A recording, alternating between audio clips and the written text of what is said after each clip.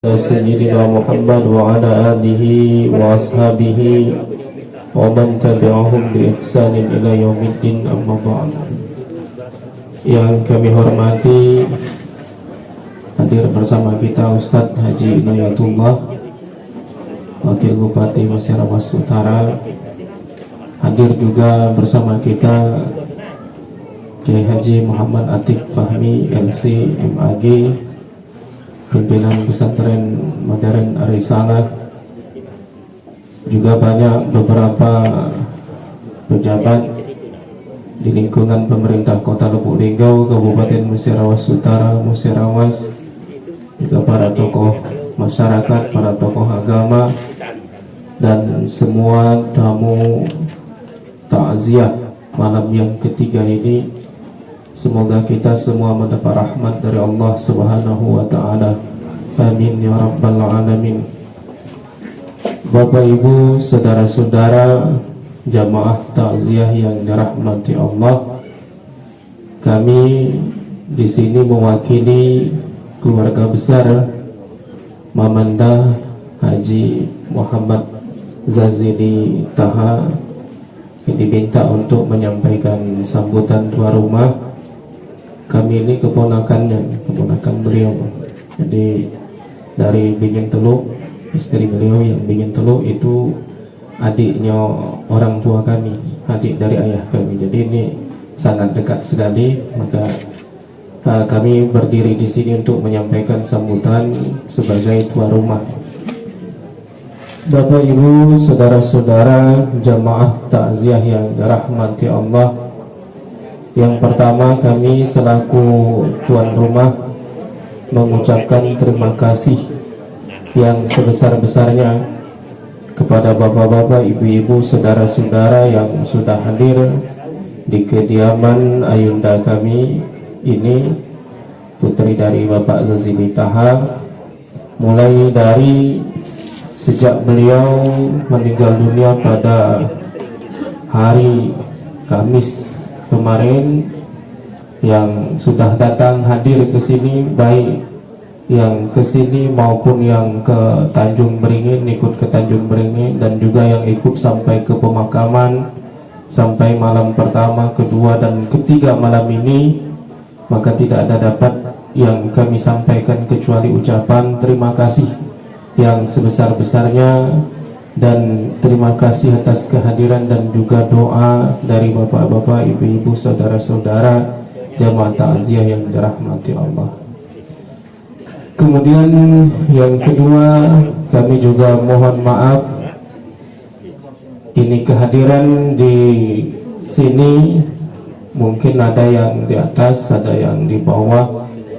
Pada dasarnya tidak ada kami membedakan Bapak Ibu sekalian, semua kita sama, tetapi kondisi kita yang dapat disiapkan tempatnya hanya seperti ini. Atas ketidaknyamanan, kekurangan yang terjadi, kami mohon maaf yang sebesar-besarnya. Mungkin cara penyambutan kami tadi ada yang agak kurang, kami juga mohon maaf yang sebesar-besarnya. Kemudian yang ketiga, ini kepada Ustadz Haji Inayatullah, nanti kami mohon tausiahnya setelah baca surah,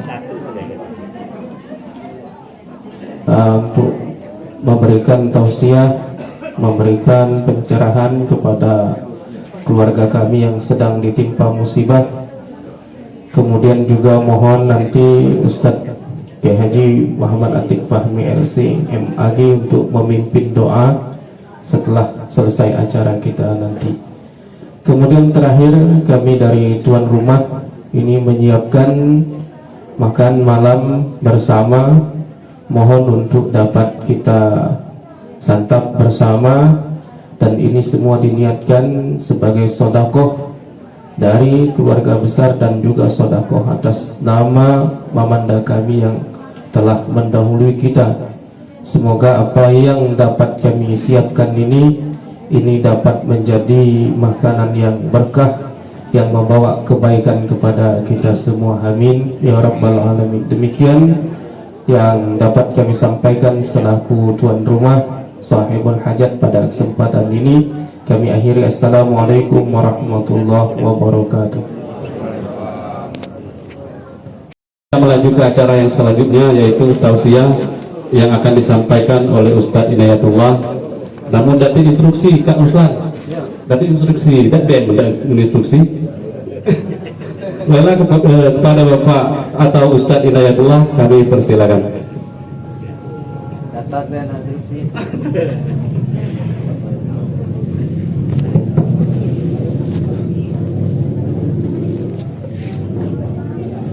Assalamualaikum warahmatullahi wabarakatuh. Innal hamdalillah wassalatu wassalamu ala Rasulillah Sayyidina Muhammad ibn Abdullah wa ala alihi wa ashabihi wa mawala. La haula wa la quwwata illa billah. Rabbi israh li sadri wa yassir li amri wahlul 'uqdatam min lisani yafqahu qawli, amma ba'du.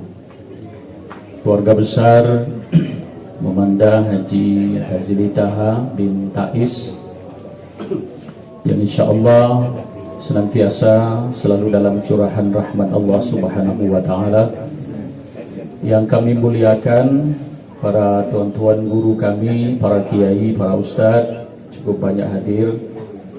Ada Dindang Kiai Haji Atik Fahmi, Kiai Said, Ustadz Azhami, ada Ustadz Muhammad Ali, Ustadz Syafi'i banyak hadir, ada Ustadz Hedi Prianto, Hedi Pretno.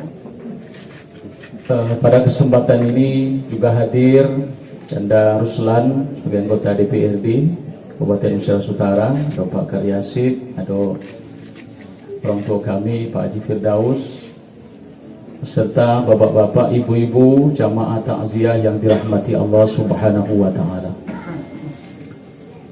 Sebelumnya saya mohon izin kepada para kiai yang hadir, karena yang hadir ini kiai-kiai tingkat provinsi semua, Pak. Jadi 4 orang ini saya tadi semula pasti di giliran Ustadz ceramahnya. Maka saya tidak menyangka ditunjuk untuk menyampaikan ceramah malam ini. Mungkin pertimbangan tuan rumah itu ada 2. Pertama, bingung Ustadz-ustadz yang hadir ini siapa yang nak ditunjuk.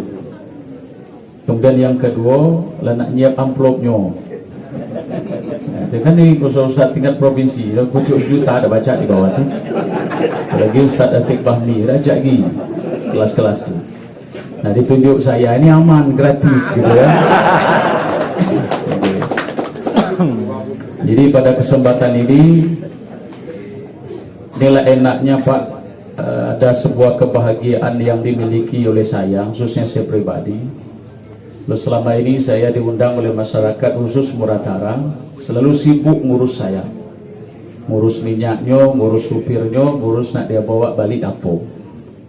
Nah, setelah jadi wakil bupati ini, ada ketentraman batin kepada saya bahwa saya tetap memberikan ilmu dan silaturahim kepada masyarakat. Nah, yang ngundang saya itu saya yang ngasihnya duit. Itu hebat itu. Jadi di Kota Lubuk Linggau seharusnya harus jadi minimal wakil wali kota itu harus ada ustadz kalau nak aman 200. Nah, pada kesempatan ini tentunya saya mohon izin sekali lagi, bukan ngambil kaplingan para ustadz-ustadz yang lain, bahwa mungkin pertimbangan supaya adil inilah saya ditunjuk untuk menyampaikan ceramah malam ini. Bapak Ibu, saudara-saudara, sebelumnya saya mohon bertanya dulu, ini RT berapa? RT 5 Kelurahan Ponorogo. Ini mungkin banyak yang hadir ke RT 5 ini. Biasanya Pak, orang RT ini makan malamnya jam berapa? Aku ini nak tahu nih jam berapa makan. Hah? Antara jam 10-an ya? Ya. Nanti kami nak nurut pula kamu makan jam 10, tunggulah kamu jam tu. Banyak gawe lain. Jadi saya mengikuti bagaimana kondisi tadi Ustadz Azhami mungkin Yasin agak kencang, aku tahu lah lapar beliau. Nah, Bapak Ibu sekalian, kita sama-sama memaklumi bahwa sudah tidak ada yang bisa menyangkal lagi kalimat bahwa setiap yang hidup itu pasti mati. Jadi yang namanya sesuatu yang pasti adalah kematian, salah satunya. Nah, kalau yang lain Bapak, banyak bergantung dengan nasib. Misalnya contoh, naik haji, itu bergantung dengan nasib. Kalau nasib dagati mugo lah kita, sen banyak, badan kuat, gagah lagi, kesempatan ado, tapi karena tidak ada nasib, tidak ada panggilan Allah, tidak berangkat itu. Kan banyak gitu orang yang berduit, bersen, seharusnya dia tuh 3-4 ulang naik haji, karena nasib dagati, ajak berangkat. Artinya apa? Haji itu bergantung dengan nasib. Ada orang yang tak kita sangka tak mungkin bernasib naik haji, berangkat. Siapa tuh? No, tukang bubur di RCTI naik haji. Soalnya kalau kita tiap hari ada berita, setiap tahun ada berita orang naik haji. Selalu di TV One, di Metro itu ada pemulung naik haji, tukang jual sayur naik haji, tukang becak naik haji. Kadang bingung gitu mikir dari mana pulung dalam duit. Tapi bisa naik haji karena nasibnya ada, berangkat. Sudah tuh nak jadi orang kaya, bergantung nasib Pak. Kalau nasib tak do, mugola pergi pagi, balik petang, pergi petang, balik pagi, begawi terus ngumpul duit. Pak mano cara nak jadi orang berduit? Kalau nasib dah kati, setengah mati lah. Ada berjalan gitu nak saru. Tapi kalau ada nasib Pak, nasib tu ada jadi orang kaya, tak perlu nak kerja, lahir jadi anak wali kota, nasib. Lahir jadi anak toke, tak susah. Lahir jadi anak Pak Firdaus, aman. Ini artinya apa? Bapak Ibu sekalian, bergantung nasib. Nak punya jabatan, oke, aku tahu. Ustaz ini sekarang ini saya jadi pertaruhan, jadi wakil bupati. Aku minta Ustaz yang di kota ini supaya bergerak, memandu supaya kota ini punya, setidaknya wali kota, wakilnya adalah Ustaz. Cuman bergantung nasib.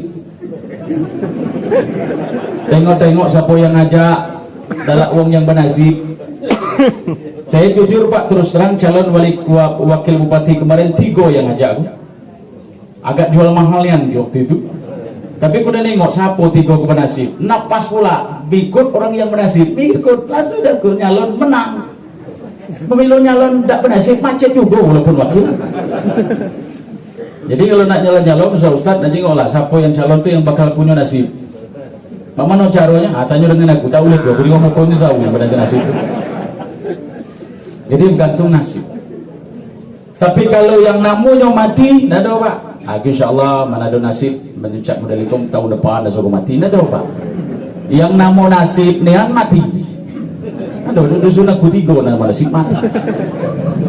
Nah, ini artinya tekanan ke kita, satu pegangan kita bahwa apapun cara kita nak hidup, bahkan bagaimanapun usaha kita supaya kita tetap hidup, pasti fa innaka mayyitun, engkau pasti akan mati. Itu satu. Yang kedua, bila sudah mati, yang berat lagi itu Bapak, apa yang kita cintai selama kita hidup di dunia kok pasti berpisah. Siapa yang misalnya kematian? Sesayang-sayang istri dengan suami, ketika suaminya meninggal, demi Allah, tidak ada yang ikut mati. Kalau ditanya sayang, nih ibu, ibu dengar tak ceramah guru? Dengar? Tidak boleh nanya tak kira-kira? Nah, ibu-ibu nih sayang tak dengan suami? Nanti Bapak, pasti itu. Tak mungkin dia ngomong tak sayang. Ibu-ibu sayang sama suami? Sayang. Paling kuat bini aku. Berarti tidak disebut ke macet, kawin lagi saya kau. Mungkin yang paling khawatir ke bini aku, ketat-ketat begitu ya kalau jadi ustad datik masalah. Nah, jadi wakil bupati aku takutnya ada juga aman di hatiku hanya milikmu seorang sayang. Paling kuat tinggal. Tapi pertanyaannya, kalau ibu sayang sama suami sampai kapan? Bu, kalau sayang sama suami sampai kapan? Kan sampai mati. Aneh lah kamu di depan yang punya istri dengarlah suaranya sampai mati. Tapi pertanyaan ketiga, ketika suami mati, apa ikut mati? Enggak, pasti itu Pak. Kita bapak sama sayang sama istri, sayang. Jangan nian istri ngomong bahwa suami itu tidak sayang dengan istrinya. Wah ya Allah. Kalau soal ditanya sayang ibu-ibu, tidak usah ragu-ragu dengan kami suami ini. Kamu tengok-tengok mana Pak? Kadang tengok ibu-ibu, tengok ibu-ibu nak gemuk-gemuk dah.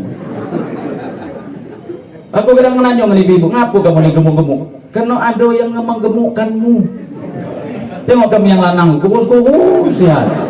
Nah, juga sebagian kurus-kurus kata sih kok. Ngapa kurus? Ya saya tiap hari ngurus seorang sekir ya.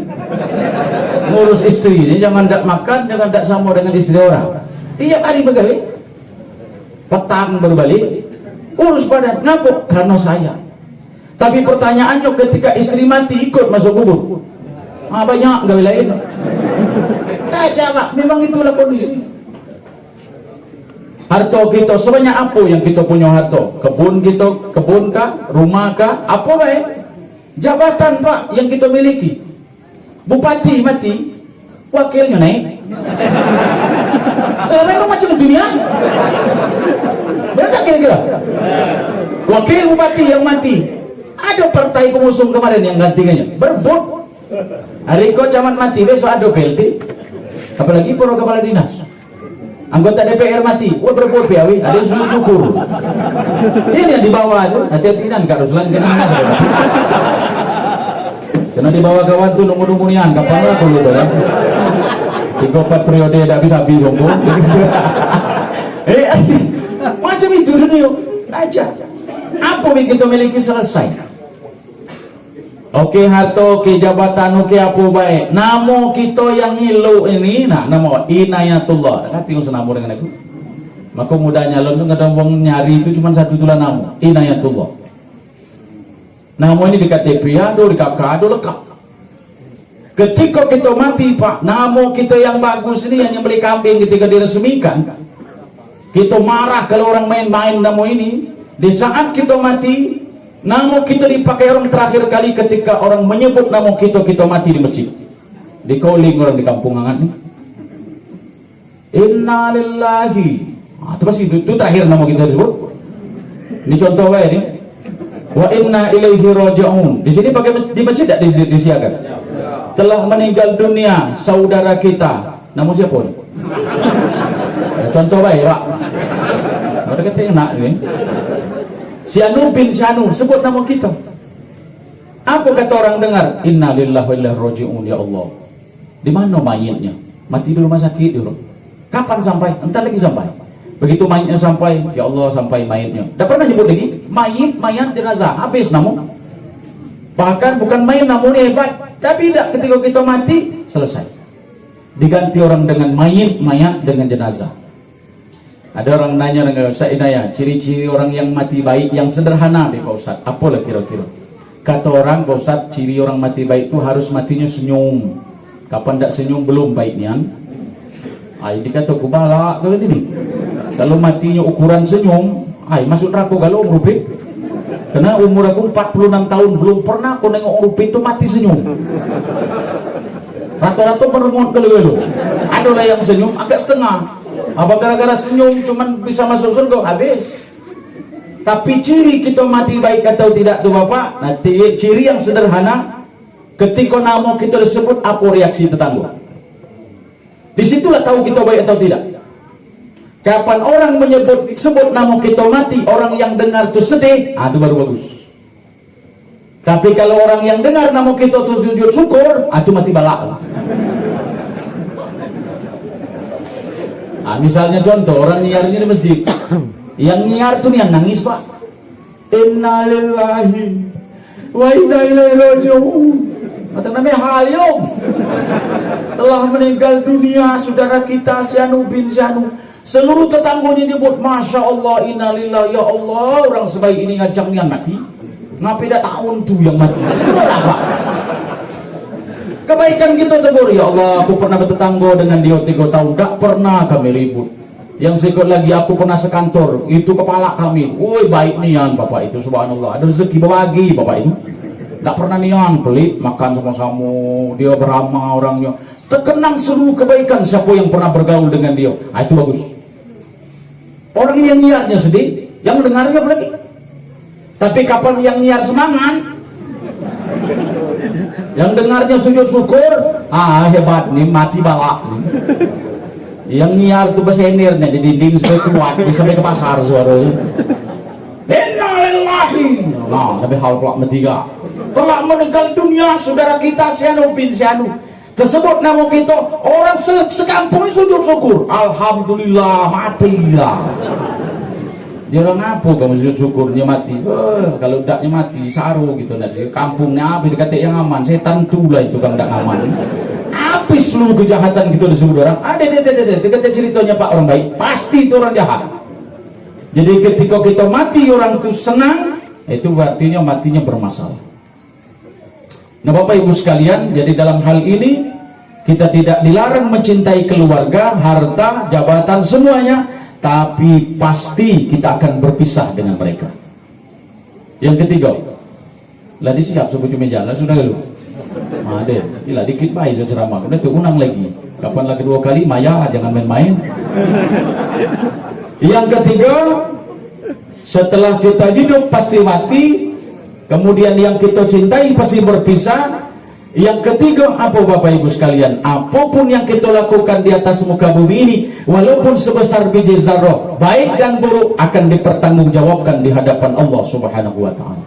Ya'mal ma syi'ta fa innaka mufariqun. Majziyun fa innaka majziyun.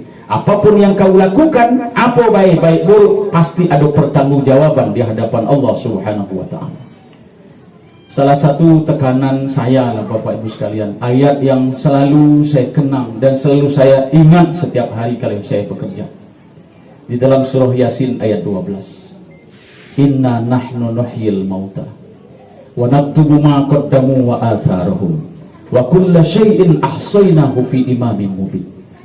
Ayat ini luar biasa. Kalau kita camkan nian di dalam gerak hidup kita ini, hati-hatinya gitu. Inna nahnu nuhyil mauta, sesungguhnya kami yang menghidupkan mereka yang telah mati. Wa naktubu ma qaddamu, dan mencatat seluruh apa yang mereka kerjakan. Bayangkan tuh Pak. Dicatat dulu. Wa atharahum, dan bekas dari pengawaiannya. Dari yang kita gawekan ada bekas, ada catatannya. Bekas dari yang kita gawe itu pun ada bekas, ada catatannya. Subhanallah. Jadi seperti misal contoh, saya sering memuju masyarakat, seluruh tamu di tempat saya. Bapak-bapak, ibu-ibu, kamu di kampung ini bersyukur kalau ada sebagian hartamu dipergunakan untuk orang banyak. Misalnya contoh di dana desa, di kampung-kampung, ada satu jalan menuju ke kampung, ke kebun belakang, kira-kira misal 150 meter atau sekitar 300 meter. Saya sering kasih tahu masyarakat gitu. Nah, dana desa ini nak dibangun jalan setapak untuk orang ke kebun ke belakang. Karena jalan ini baru, kenalah tanah dua orang sampai 3 orang. Salah satunya seorang KJ lah di situ, bahasa dusun itu seorang haji lah di situ. Ada orang bilang, mau mana kita nak melewat tanah KJ itu, sako gitu. Besok beliau itu kapan tak lewat tanahnya sekilan men lah nak 100 juta dia mintanya. Nah, ketua kades mau mana caranya? Tapi sudah ketua BPD aku temui dulu. Kalau ada perubahan. Mungkinlah sudah banyak dengar ceramah-ceramah Ustadz gitu tadi lewat. Gitu datang ketua BPD. Assalamualaikum Pak Haji. Waalaikumsalam. Ayo masuk. Apa hal? Ajak Haji. Kami kok dari dana desa nak bangun jalan setapak untuk kebun belakang. Tapi kena tanah kawan.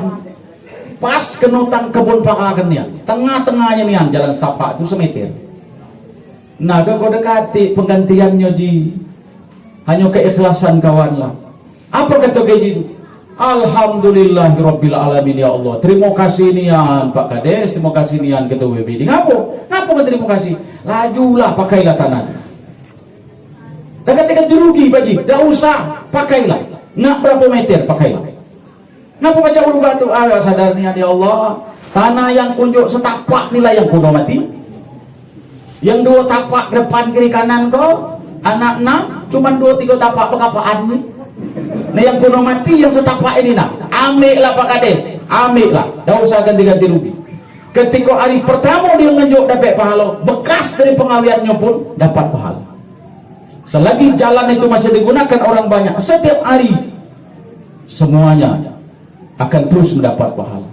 Salah satu contoh yang saya dapati daripada Kiai Haji Zazili Taha ini adalah beliau selalu memberikan untuk kepentingan umat. Beliau tidak segan-segan. Ini jadi contoh saya, harus diteruskan oleh anak-anak beliau.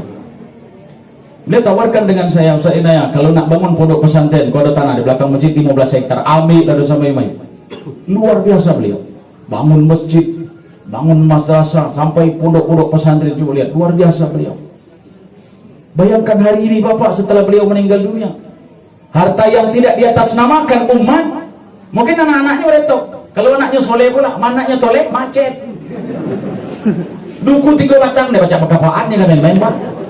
Duku 3 batang, nggak datang habis, masih pekapaan anak. Tapi kalau kita gunakan di jalan Allah pasti. Itu semua kebaikan. Ada yang nanya, mak mana keburukan? Pasti. Maka saya sampaikan sama istri saya. Kita tidak usah main Facebook. Saya sama istri tidak pernah pakai Facebookan, apalagi apa TikTok, apalagi itu Instagram. Tidak pernah. Saya tidak pakai sama istri. Kenapa Bapak? Karena saya sering bilang, hati-hati ibu mengupload foto, apalagi sambil TikTok goyang-goyang gitu kan. Di snack video, coba lihat istri orang semua ini. Ketika hari pertama dia buka TikTok ditonton orang sedunia, itu dosanya berapa kali? Setiap hari orang penonton video ini dengan mengumbar auratnya, dia lalu mati terus tak pernah dihapus setiap hari, walaupun dia sholat, walaupun dia sedang sedekah, dosanya ketika ditonton orang tiap hari, dosanya ngalir tiap hari. Di sekolah ayat itu Yasin ayat 12. Hati-hati. Maka apapun yang kami lakukan, maka saya sering ngomong dengan Pak Bupati Kando, kita belum tahu 2024 saya akan diajak atau nyalon lagi jadi wakil bupati. Saya ngomong begitu. Dari 2024 ke bawah ini saya minta tolong seluruh, saya minta kebijakan yang kita lakukan, tanda tangan Kando harus banyak yang ada urusannya untuk kepentingan kita di akhirat. Karena tanda tangan Kando paling laku, saya bilang. Lah tanda tangan lah, kalau Kando lah nunjuk baru laku tanda tangan aku. Apa itu Dindo? Harus banyak kebijakan jariah. Mudah-mudahan DPR pun ikut. Nah, ini dengar. Benar Pak? Kami nak bangun rumah tahfiz, nak bangun pondok pesantren, nak bangun 3 masjid. Saya ngomong sama Pak Bupati. Beliau minta waktu itu, Kanda Ruslan minta bangun masjid raya di perkantoran. Saya minta, tolong Pak Bupati, saya bilang jangan. Kalau di perkantoran, masjid di situ bakal jadi sarang jin. Karena ketika orang ke kantor, minta ke masjid. Masjid hanya digunakan untuk orang-orang ASN saya. Subuhnya kemana? Jadi cuman Ustaz, kita buat masjid di pinggir jalan. Kenapa harus begitu? Dia tanya saya. Jangankan orang sholat tiap hari, nama di prasasti yang tertulis masjid nama sekian diresmikan Bupati Musirawas Utara. Nama Haji Depi Suwartoni, tanda tangan Kando. Kandolah sudah 50 tahun meninggal dunia. Setiap hari orang lewat masjid, masuk masjid, sholat, maco namo kawan di masjid. Kita sedang dalam kondisi masalah di barzah. Orang membaca namo kita dalam masjid, kita diangkat derajat oleh Allah SWT. Satu, hidup pasti mati. Yang kedua, yang kita cintai pasti berpisah. Yang ketiga, apa yang kita lakukan baik dan buruk pasti ada pertanggungjawabannya. Yang kita gawe dicatat, bekas dari pengawian itu pun akan selalu dicatat oleh Allah SWT. Ketika hal ini jadi pegangan kita, khususnya saya sebagai pribadi dan sebagian juga hidup ini untuk kepentingan masyarakat, tentunya ini jadi pegangan dan mudah-mudahan ini bisa istiqomah melaksanakan dengan baik. Mohon doanya, mudah-mudahan Bapak Zazili Taha keluarga besar, terutama keluarga yang ditinggalkan diberikan kekuatan sabar, dan khusus anak-anak beliau dan keluarga dapat melanjutkan perjuangan ini. Jangan sampai setelah beliau meninggal dunia perjuangan ini terputus sehingga beliau mungkin merasa kecewa, bahkan umat pun sangat mengecewakan. Artinya kalau apapun perjuangan beliau tidak dilanjutkan oleh anak-anak dan keluarganya. Tapi kami yakin beliau sudah menyiapkan generasi yang cukup handal sehingga dapat melanjutkan perjuangannya dengan baik, dan kita semua mudah-mudahan dapat mendoakan beliau, dosanya diampuni, amal ibadahnya diterima oleh Allah, dan seluruh amal jariah yang beliau lakukan selama hidupnya mudah-mudahan menjadi penenang dan memberikan rahmat oleh Allah untuk beliau selama di alam barzah dan di akhirat yang akan datang. Terima kasih. Assalamualaikum warahmatullahi wabarakatuh.